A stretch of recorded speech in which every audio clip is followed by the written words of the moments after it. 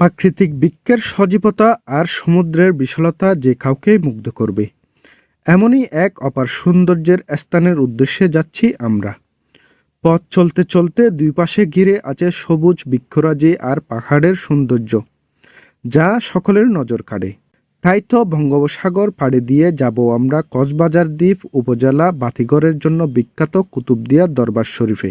সুপ্রিয় দর্শক, আমরা এখন যাচ্ছি হযরত আব্দুল মালেক শাহ রহমতুল্লাহ আলাইহির মাজার জিয়ারতের উদ্দেশ্যে।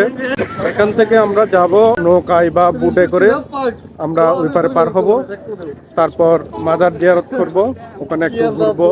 আপনারা আমাদের সাথে থাকুন। আধ্যাত্মিক সাধক হযরতুল আল্লামা শাহ আব্দুল মালেক আল কুতুবির মাজার জিয়ারতের উদ্দেশ্যে। পাশে আছে সবুজের সমারোহ।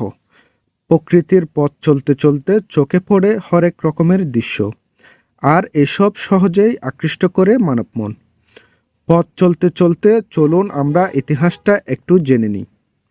বঙ্গোপসাগরের বুক ছিঁড়ে জেগে ওঠা প্রাকৃতিক সৌন্দর্যের লীলাভূমি কুতুবদিয়া দ্বীপ শতাব্দী পুরনো ঐতিহাসিক বাতিঘরের জন্য বিখ্যাত, সেটা আমরা কমবেশি সবাই জানি।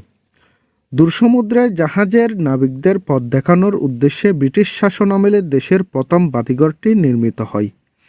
কুতুবদিয়া বাংলাদেশ কক্সবাজার জেলার অন্তর্গত একটি দ্বীপ উপজেলা, যা কুতুবদিয়া চ্যানেল দ্বারা মূল ভূখণ্ড থেকে বিচ্ছিন্ন। দর্শক, আমরা এখন এসে পৌঁছে গেছি কুতুবদিয়া ঘাটে।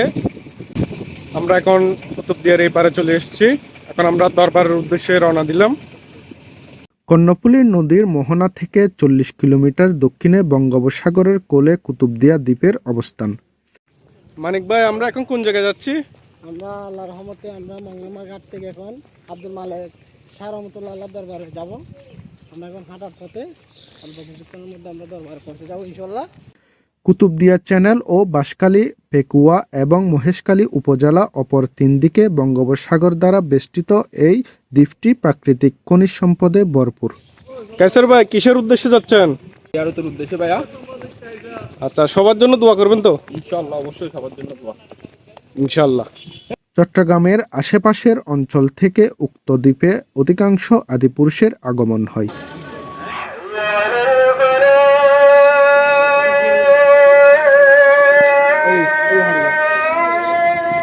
বর্তমানে এই দ্বীপের বয়স 600 বছর পেরিয়ে গেছে। এই দ্বীপের আয়তন প্রায় 3 ভাগের 2 ভাগ কমে গেছে এবং এখনও সাগরের ঢেউয়ের প্রভাবে ভেঙে সমুদ্রে পরিণত হচ্ছে সৌন্দর্যের লীলাভূমি সাগর কন্যা কুতুবদিয়া দ্বীপটি। সুপ্রিয় দর্শক, আমরা এখন বাইতুর রহমান আল কুতুবি জামে মসজিদের উদ্দেশ্যে রওনা দিলাম জুমার নামাজ পড়ার জন্য। আপনারা আমাদের সাথে থাকুন।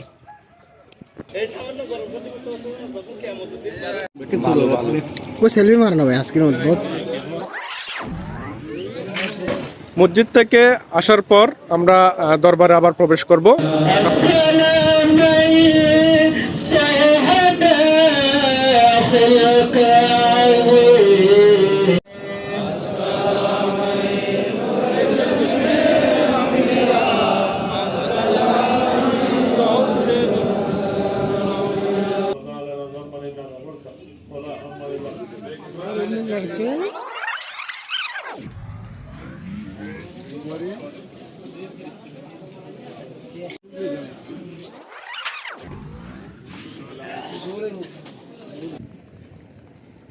অনেক কষ্ট।